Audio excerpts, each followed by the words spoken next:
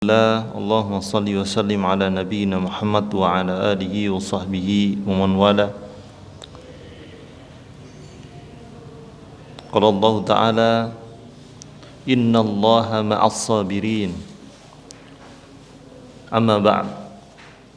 Jamaah bapak-bapak dan ibu-ibu, Masya Allah banyak sekali ya yang hadir ibu-ibu.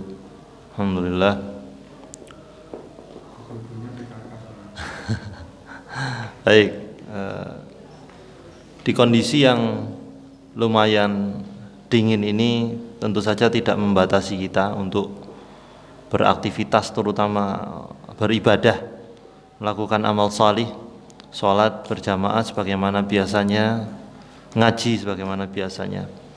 Nah, termasuk pada kesempatan kali ini sebagaimana kita azamkan, kita mengazamkan untuk menyelesaikan kitab Riyadhus Shalihin yang sekarang alhamdulillah dengan izin Allah Subhanahu wa taala kita nyampe di dalam babus sabri, bab tentang sabar.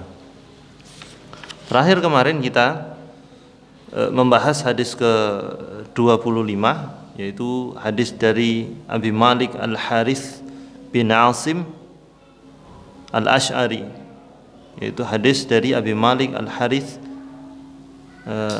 bin Asim Al-Ash'ari radhiyallahu anhu. Ya. Kalau ngomong-ngomong tentang Al-Harith ya, atau Harith itu kan banyak ya nama-nama ya. Di sekitar kita namanya Haris gitu ya. Tapi kalau ditulis di dalam huruf Arab, kalau Harith itu ha, kemudian alif, ra, sa, tahu artinya apa? Satpam. Nah, iya, Harith. Iya. Jadi bukan berarti begitu, namun beliau seorang penjaga, itu penjaga keluarga, doanya begitu. Nah, kemarin kita telah membahas hadis ini, yaitu tentang sabda Nabi Shallallahu Alaihi Wasallam, at-tuhur syatrul iman, bahwa kesucian itu sebagian daripada iman. Kita jelaskan panjang lebar kemarin, termasuk walhamdulillah tamlaul mizan, mengucapkan alhamdulillah memenuhi timbangan kebaikan, wa subhanallah walhamdulillah tamla'an au tamla'u ma bainas samawati wal ard. Namun kalau tidak sekedar mengucapkan alhamdulillah, kita ucapkan subhanallah walhamdulillah, atau dengan lafaz lain subhanallahi wa bihamdi. Ya. Keduanya tidak sekedar memenuhi timbangan, tapi memenuhi langit dan bumi, Masya Allah. Dan wassalatu nur, salat itu cahaya. Kemarin kita bahas panjang lebar ini. Wassadaqatu burhan, sedekah itu merupakan penjelas atau bukti.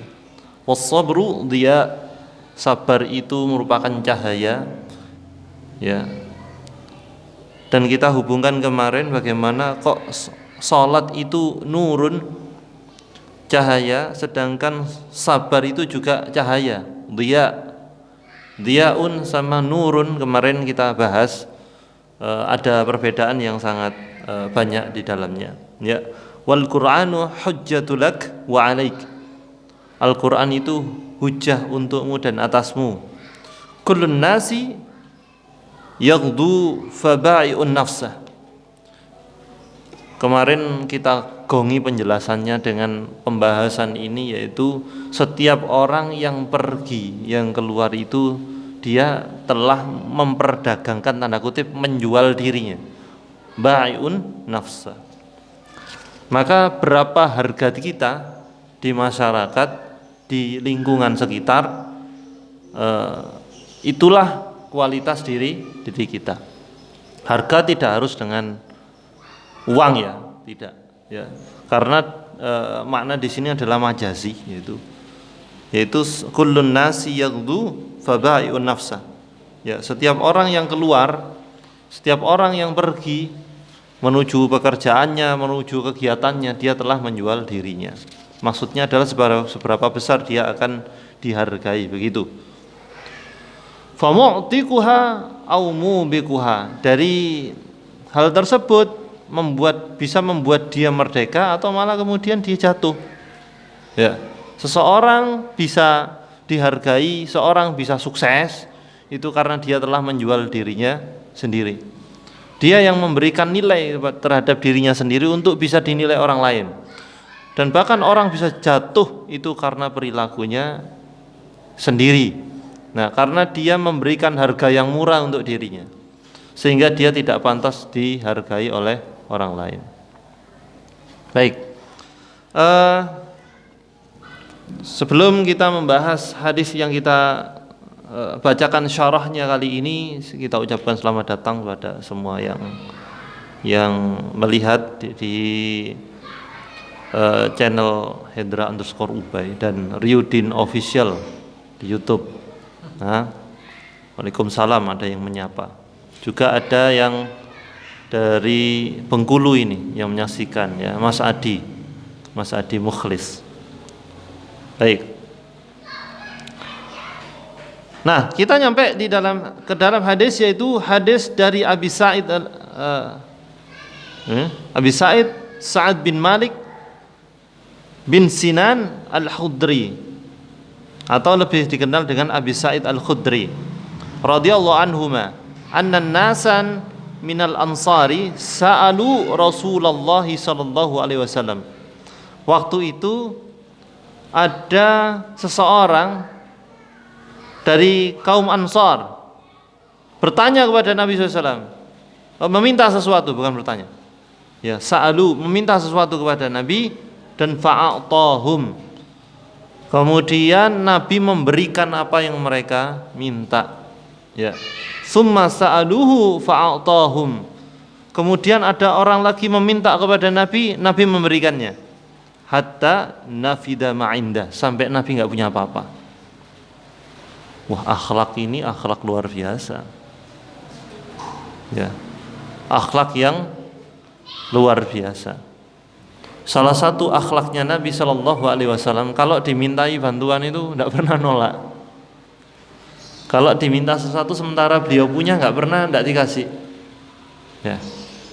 Seandainya ada orang meminta, ya Rasulullah, aku meminta uang 1 juta itu, padahal beliau juga punya uang, padahal beliau punya uang 2 juta itu, maka pasti dikasih itu. Itu akhlak Nabi. Kalau akhlak saya nggak kayak gitu. Kadang suka nolak kalau orang meminta bantuan.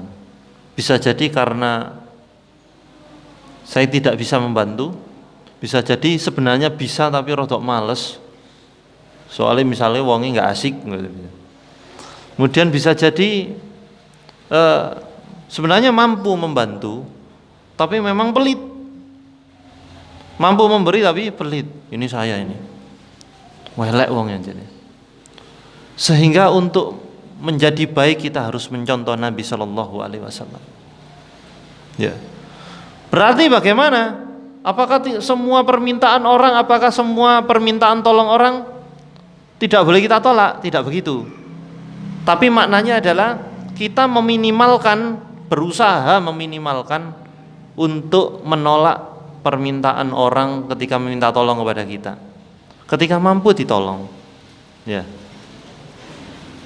Ketika kita melihat membantu dia itu ada masalah, kita tolong. Apakah setiap orang yang meminta uang, misalkan ya, apa harus diberi? Nah, ini kemudian yang dibahas oleh para ulama. Bagaimana dengan pengemis? Apakah membantu orang yang meminta-minta itu selalu memberi? Nah, ternyata tidak. Kalau di dalam kekinian, ya, ada undang-undang otonomi daerah. Kalau di Jakarta, enggak tahu, di sini enggak tahu ya. Itu kalau memberi malah kena pidana. Ya.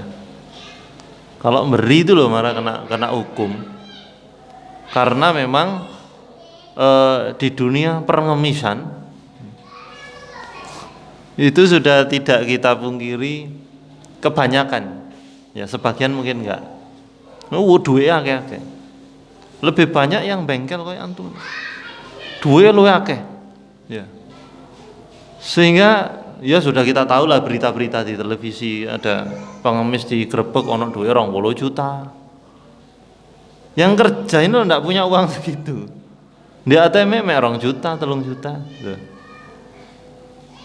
Maka sungguh ketika dalam kondisi yang seperti ini, ketika orang yang meminta-minta itu sebenarnya mampu dia untuk bekerja.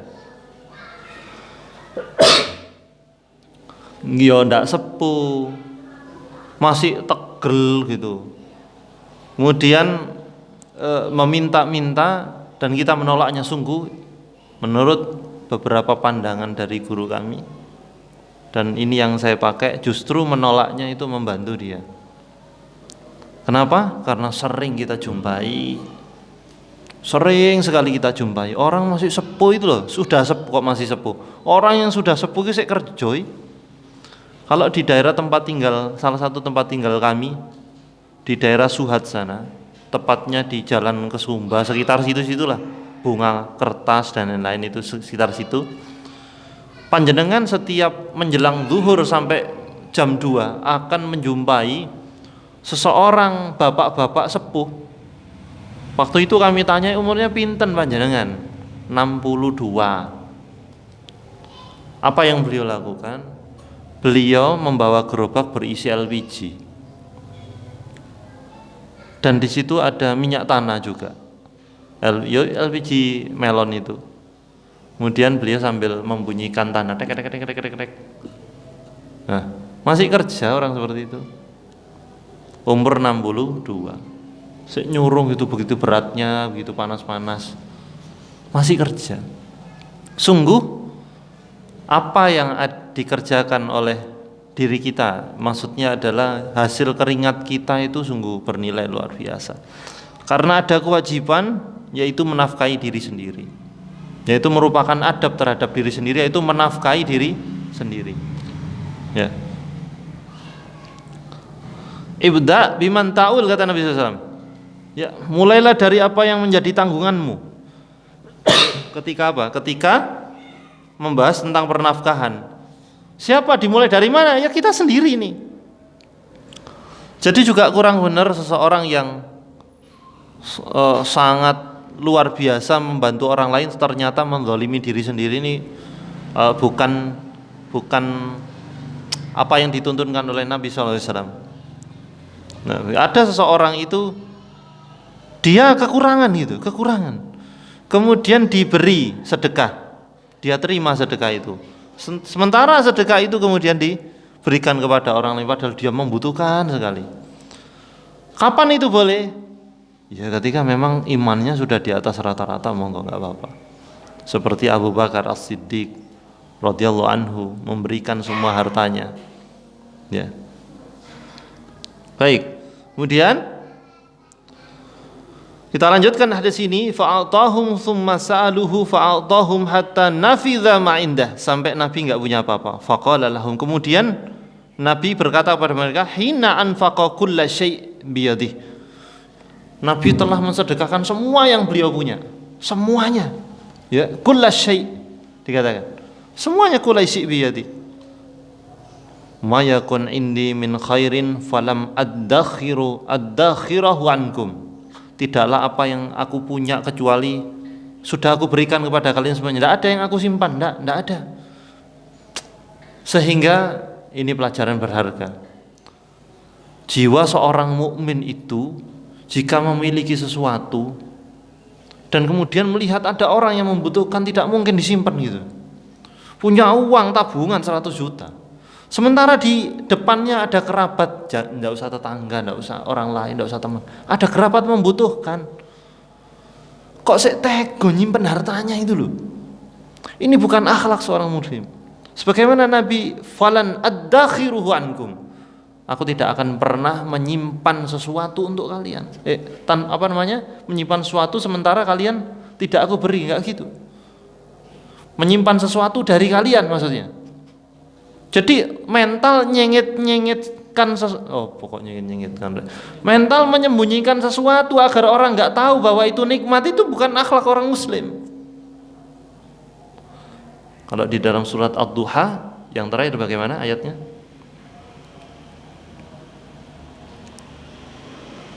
Ya, ayat tentang tahaddus bin ni'mah. Jadi nikmat itu dari Rabb kalian, fahaddis. Nikmat itu diceritakan, fahaddis. Itu loh akhlaknya orang muslim. Kalau ada nikmat dikasih tahu temannya. Alhamdulillah kalau proyekan ya mek titik mek 2 miliar, alhamdulillah. Dikasih tahu agar apa? Agar tidak ada alasan untuk menyembunyikan sesuatu, menyimpan sesuatu padahal saudara kita butuh itu. Kalau ada nikmat, itu tuh bukan pamer. Bukan mau pamer bagaimana? Lewang ada nikmat kita cerita, tapi maksudnya Allah itu biar sombot kita itu. Bahasa Indonesia sombot itu apa ya? Wah, gelakuan dadi wong Jawa ki ceplosan ya wong Jawa. Kenapa ya? Sombot itu apa ya? Sumbut. Apa sumbut? Ya nanti netizen barangkali tahu bahasa Indonesianya sumbut, mohon diketik. Ya. Apa sih? Menjaji. Lah Jawa mana metu. Nah, ya wis. Sombot gitu. Ketika dia orang tahu tidak apa-apa kita mendapatkan nikmat terus beli mobil agak mahal, ya enggak apa-apa. Yang mahal sekali enggak apa-apa. Rumahnya ndek kene aja tuku Lamborghini. Waduh. Polisi tidure lo sak amben-amben dure. Enggak cocok ya. Ya. Ya pokoknya mobil yang bagus itu ya. Enggak apa-apa. Agar apa? Agar mengamalkan fahaddats ini, tahaddats bi ni'mah. Agar orang tahu, alhamdulillah tanggoku montore anyar. Ya muga-muga lek ana sumbangan RT akeh sumbangan itu loh maksudnya. Begitu. Nah, sehingga ngamalkan ini selaras dengan surat Ad-Duha ayat terakhir, yaitu falan ad-dakhiru ankum. Aku tidak akan menyembunyikan sesuatu dari kalian. Nabi begitu. Jadi tidak mungkin begini, ada orang itu ditanyai gimana kabarnya, bisnis sampean koyoke berkembang, duh wis pok kabeh bangkrut tok iki sini. Waduh, dibangkrutno temenan kali Gusti Allah. Jangan kayak gitu, alhamdulillah. Alhamdulillah iso nabung-nabung didik, alhamdulillah.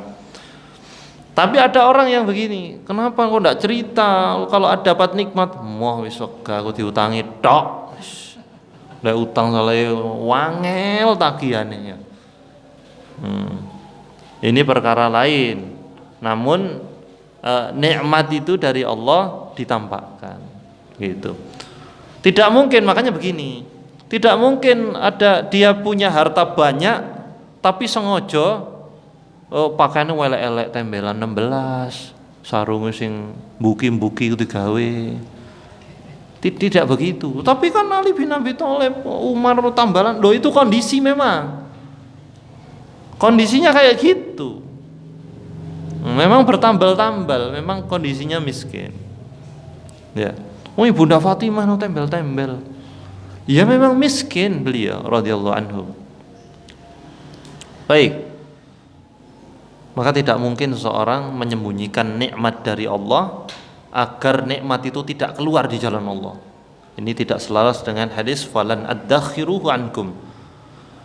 Kemudian kata Nabi SAW, falam yasta'fif yu'iffahullah. Dan termasuk waman nastaghni yughnihillah. Jadi inilah, seseorang itu kalau menganggap sesuatu itu akan ringan di hadapannya, maka Allah akan meringankannya. Dan ketika seseorang menganggap mampu dihadapkan dengan sebuah masalah, insya Allah saya mampu, ya, insya Allah. Dengan izin Allah, dengan pertolongan Allah saya mampu, maka Allah akan memampukan dia. Allah akan memberikan, mengayakan dia gitu loh. Maksudnya ngeten. Menyambung dari falan ad-dakhiru ankum, Nabi tidak akan pernah menyembunyikan sesuatu dari umatnya. Ya, nikmat dari umatnya disembunyikan, sehingga ada orang itu mentalnya mental susah, mentalnya mental lemah.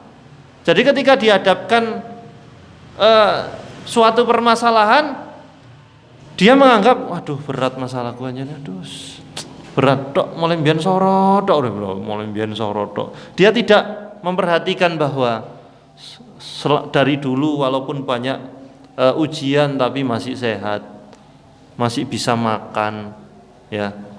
Tapi aku nduwe utang, tapi kan titik utangi dibanding orang lain. Itu loh, dia tidak menggali itu, tidak menggali banyaknya nikmat Allah Subhanahu wa taala, lebih fokus kepada hal yang sedikit yaitu ujian.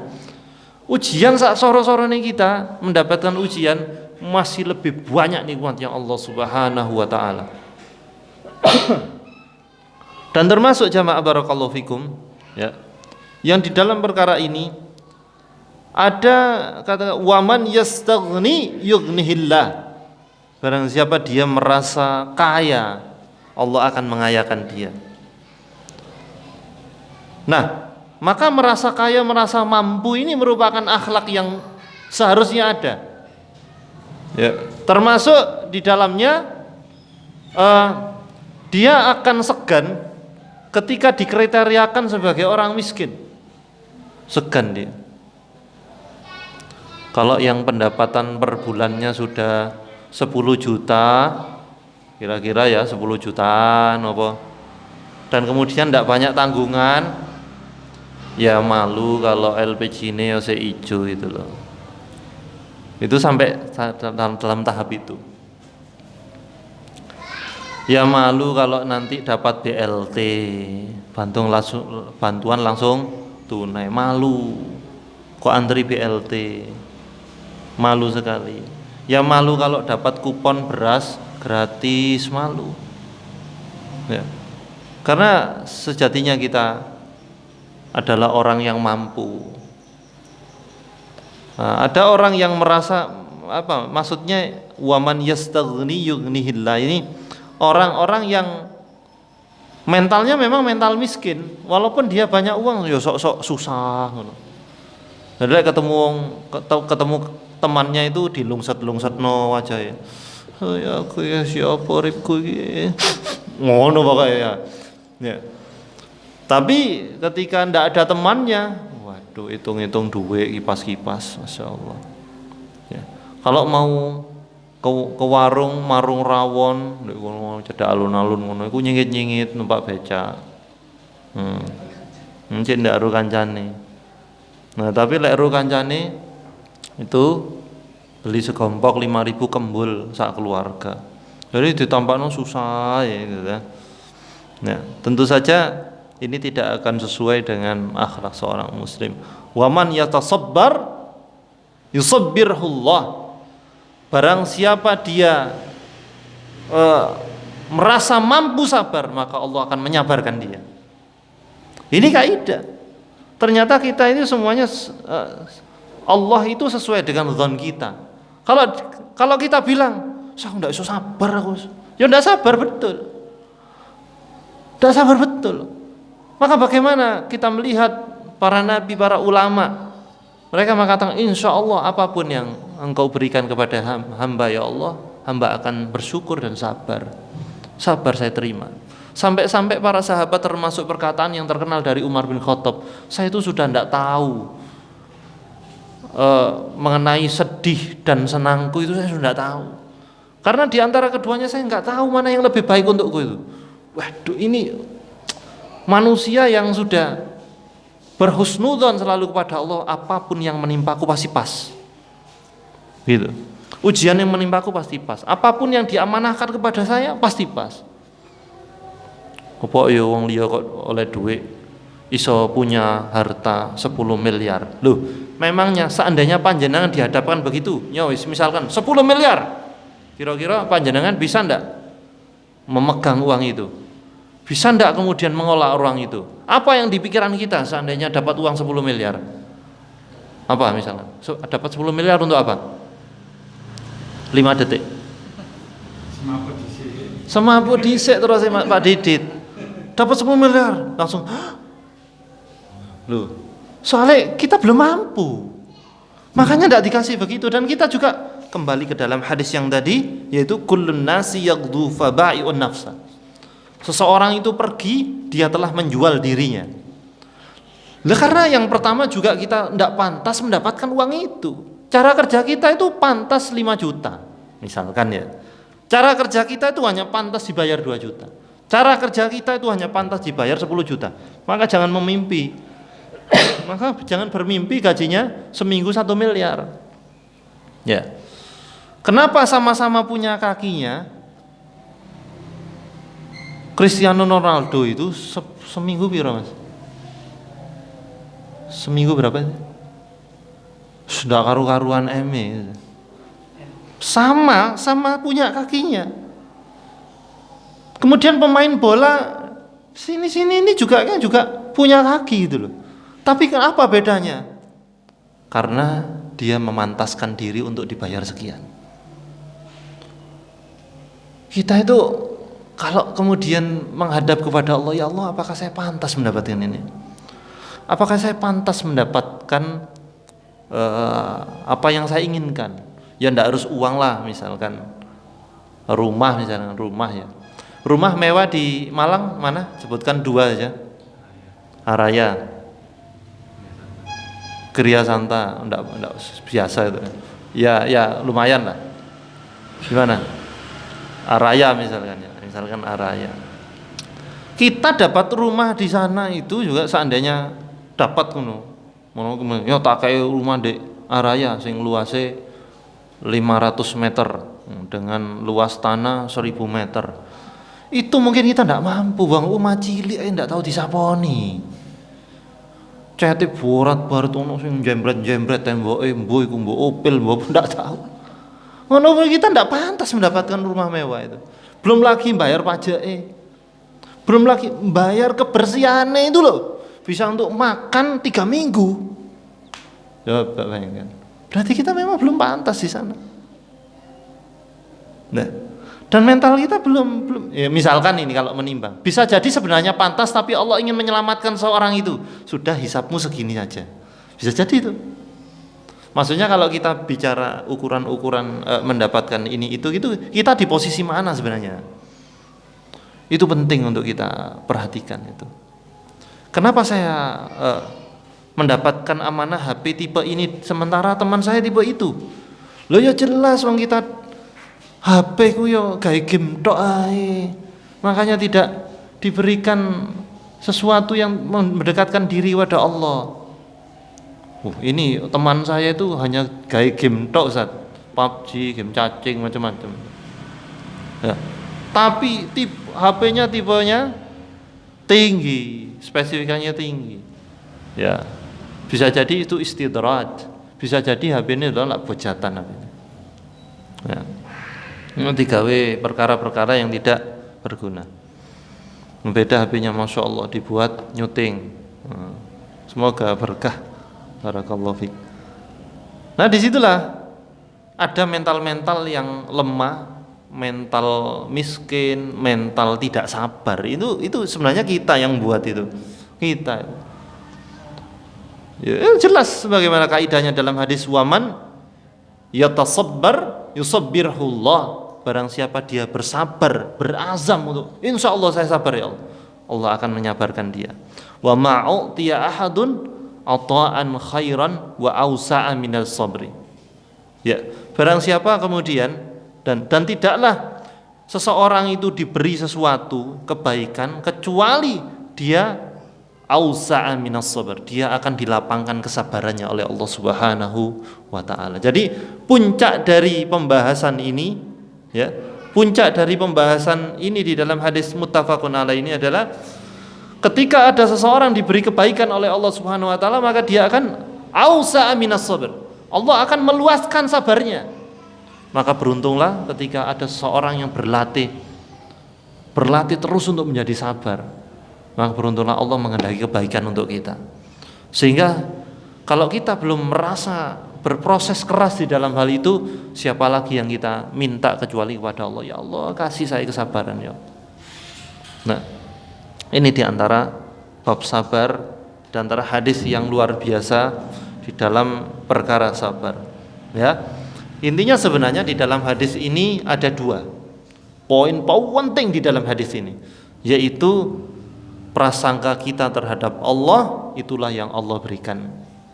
ya, merasa sabar, merasa kaya, merasa banyak nikmat, merasa banyak kebaikan yang diberikan oleh Allah walaupun kita seperti ini, ya. Prasangka kita kepada Allah, termasuk berprasangka bahwa ya Allah pas ini untuk saya dan saya memilih jalan sabar.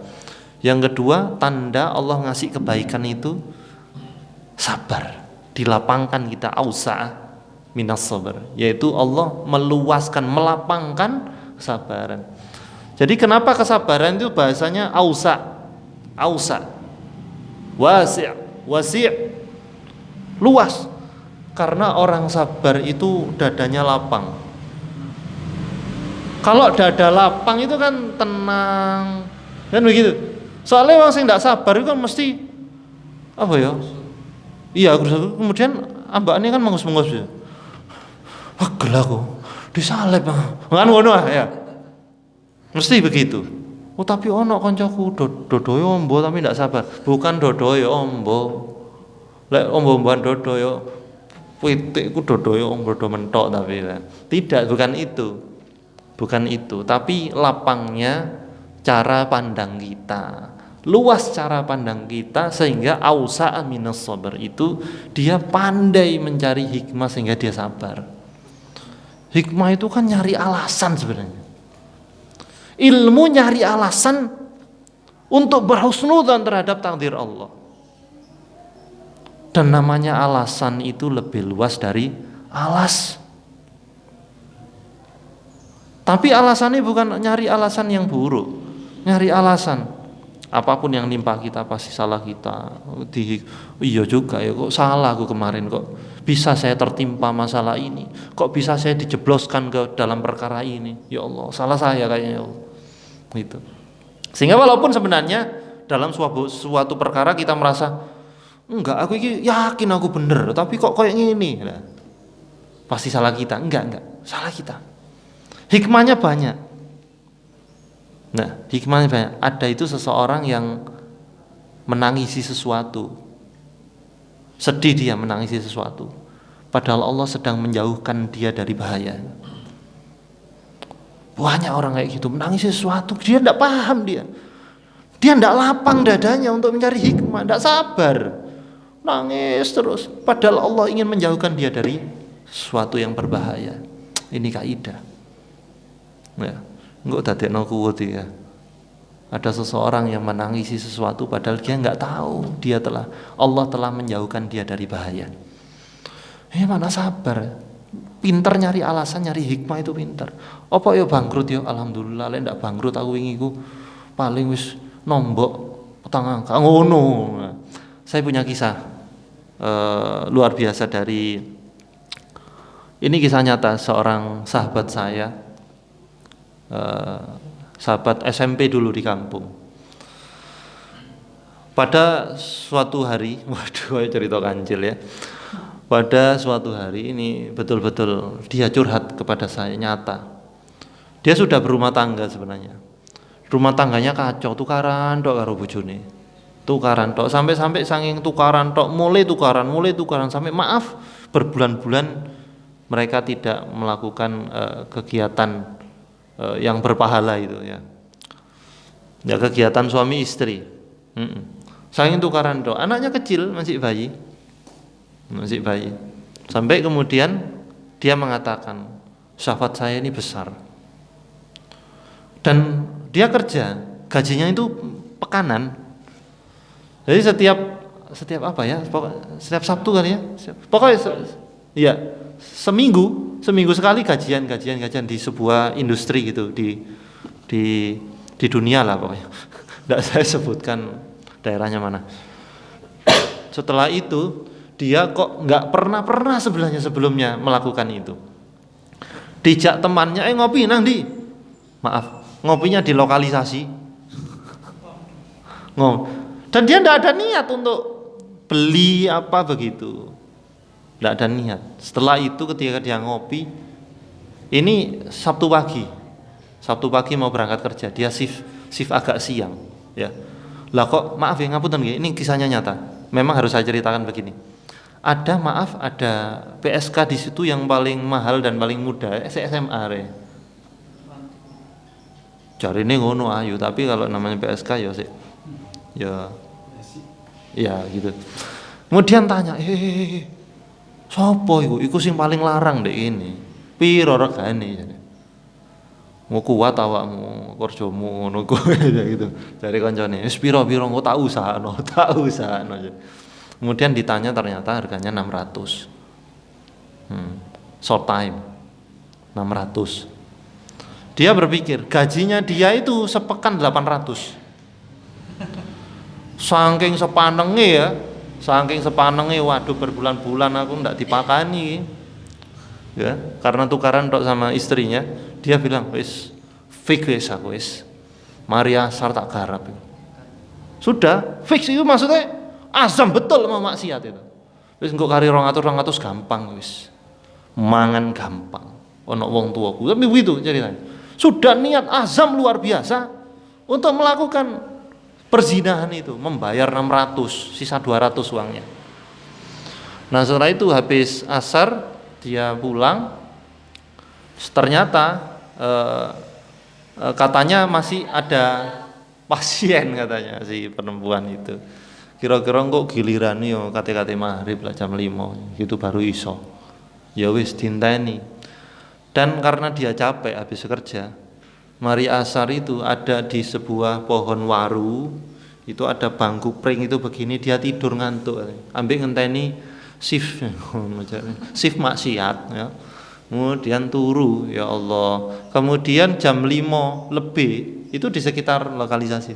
Jam 5 waduh iki lak wayahku ya. Wis langsung semangat wah iki jos ngene iki wis fix aku wis ambek arek iku ngono jare. Setelah mau berangkat ke sana, digerayai dompetnya hilang.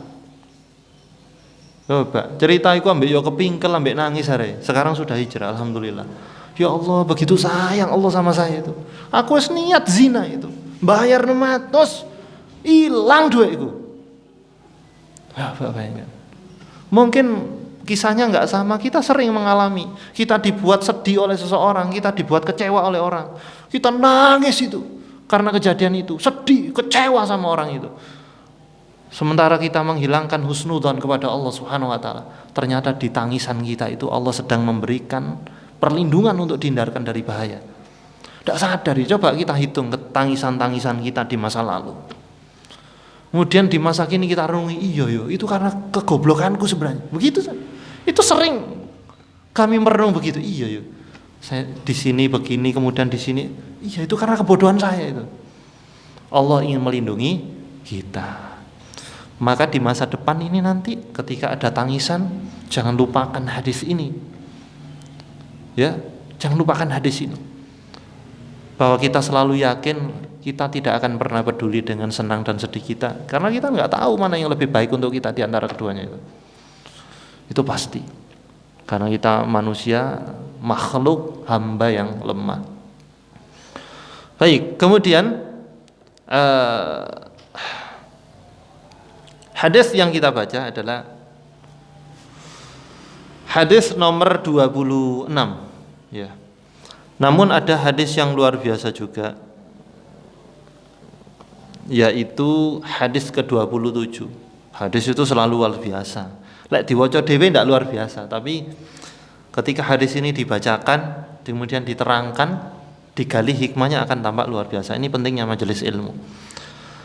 Hadis ini dari Abi Yahya Suhaib bin Sinan radhiyallahu anhu, dia mengatakan Rasulullah SAW bersabda, ajaban li amrin mu'min. Begitu ajaban, ajib, begitu menakjubkan perkara setiap mukmin. Berarti kalau mukmin ini orang beriman, maaf yang tidak beriman perkaranya tidak akan pernah menakjubkan. Dari sepenggal ini saja kita bisa melihat pelajaran yang luar biasa, yaitu tidak ada ketakjuban kepada orang yang tidak beriman. Wah, gue pinter iku rek. Pinter iso muenek klopo gue cepet buk. Apanya yang menakjubkan? Atraksinya bagus. Enggak menakjubkan sama sekali. Tapi dari rumah tangga harmonis, enggak menakjubkan, sekarang enggak beriman. Enggak ada yang menakjubkan dari dia. Ajaban di amir mukmin. Kalau orang yang beriman setiap perkaranya selalu menakjubkan. Ajaib. Inna amrahu kullahu lahu khairun. Karena setiap perkaranya itu baik, ada kebaikan, entah perkara apapun sudah. Selama kita beriman dan termasuk di dalamnya apa? Pelajarannya yaitu ketika kita melakukan sesuatu apapun itu atas dasar keimanan. Sehingga mau memilih kegiatan ini bisa meningkatkan iman enggak kira-kira? Kemudian mau berteman dengan seorang bisa meningkatkan iman enggak ini? Kemudian bahkan ketika ngaji, ketika majelis taklim, kira-kira aku ngaji ambil ustaz iki meningkatkan iman enggak? Ngapunten ini saya katakan karena kami juga penuntut ilmu, pernah ngaji ke guru tertentu, kok tambah benci saya sama orang yang tidak sepaham dengan saya. Enggak meningkatkan iman, metu saya. Dan ternyata keluhan ini tidak hanya pada saya, banyak itu penuntut ilmu yang lain banyak. Ndek kene aku tambah cupet, lek ndelok wong sing ndak padha karo aku rasane kok ndelok musuh. Nah, ini berarti ndak meningkatkan keimanan. Ya. Sehingga kita pilih setiap kegiatan kita meningkatkan keimanan enggak? Bisa menjadikan kita seorang mukmin ya, mukmin sejati apa enggak? Nah, inna amrahu kullahu lahu khair wa laisa dzalik li ahadin illa lil mu'min. Dan tidak bisa mendapatkan kebaikan yang menakjubkan itu kecuali orang mukmin. Kalau orang bukan mukmin masih yo sedekah pirang juta. Masih yo kemudian dia bangun ini bangun itu sosial, ngapunten, tidak ada khairun di dalamnya, tidak ada kebaikan di dalamnya. Nah, kemudian penjabarannya kata Nabi SAW adalah in asabathu sarra syakara fakana khairan lah. Kalau dia mendapatkan sebuah kondisi yang lapang, dia bersyukur, itu baik untuk dia mendapatkan pahala. Nah, mendapatkan kebaikan bersyukur, mendapatkan kebaikan bersyukur. Ada kesehatan bersyukur, dimudahkan majelis ilmu bersyukur, dimudahkan berteman dengan orang baik bersyukur. Semua yang kebaikan dia bersyukur. Wa in asabathu dharra sabara. Kalau dia mendapatkan kesempitan dia bersabar. Fakana khairan lah, maka itu baik untuk dia. Rawahul Muslim, dapatkan oleh Imam Muslim. Sehingga di dalam kehidupan tidak ada pilihan ketiga bagi orang mukmin. Pilihannya cuma dua, syukur sabar, tidak ada lagi. Syukur sabar, syukur sabar, syukur sabar itu pasti kuat. Kalau sabar syukur ya podo ae. Cuma olak-walik aja. Ya. Syukur sabar atau sabar syukur. Oleh ngono kok anakku lanang loro tak jenengo sabar karo syukur. Mboten apa? Mboten apa. Ngapunten iki Pak sabar kali Pak syukur ya. Nah, selalu begitu, tidak ada pilihan ketiga, pilihan keempat tidak ada. Multiple choice-nya cuma A dan B. Misalkan saumpama ini yang memirsakan juga ada dari luar Jawa. Seandainya ada sebuah soal ujian begitu, wis perkara apa saja itu, soal matematika, misalkan beli mangga 5 kilo di setiap RT jatuh satu kemudian sisain. Itu pilihannya sebenarnya cuma dua, sabar atau syukur. Begitu tok sebenarnya. Kalau ini sebuah dharra, kesempitan, sabara, sabar. Mengono tok pilihannya itu. Di dalam hidup cobalah renungi itu. Seandainya di masa lalu ada masalah-masalah apapun kita hadapi dengan dua ini, kita akan kuat. Kita akan kuat di waktu hidup yang sebentar di dunia ini. Kita kuat pasti. Sabar dan syukur. Kalau dapat nikmat syukur. Tapi kalau dapat kesempitan, sabar. Selalu begitu. Namun menariknya, nikmat itu kan kita bersyukur kan enak. Tapi kenapa Nabi membahasakan? Bahasanya beda Nabi. In asabat husarra. Asabah itu kan tertimpa. Ini bahasa untuk musibah. Musibah itu menimpa. Sesuatu yang menindih itu kan tidak enak itu. Ada tidak yang lek ditindih, misalnya tindih lawang telun, aduh seneng aku, tambah kan tidak ada begitu. Utawa ditindih konco telu sing melop kabeh. Blok. Seneng kan tidak mungkin. jenenge ditindih iku ndak enak. Ya, ndak enak. Kecuali tindih bojo. Ya, asalkan bojone ndak lemu. Nah, sebuah tapi menariknya adalah serok nikmat lapang kok dikatakan asabah. Dikatakan juga sesuatu yang nimpa. Karena sesungguhnya Nabi ingin mengingatkan kita.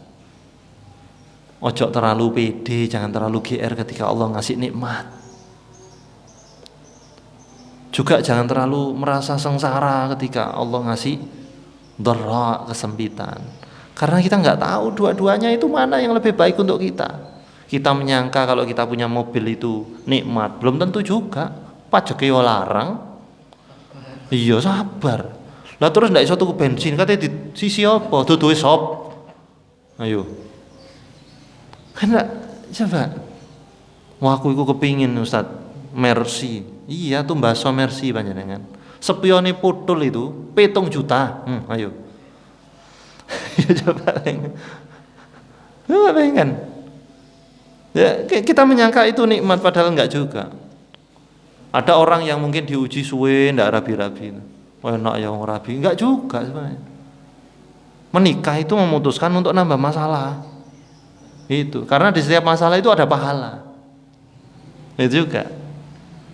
Sedangkan enggak boleh dibalik ketika ada orang yang nikah enak ya enggak rabi, enggak susah. Enggak juga gitu loh. Enggak juga.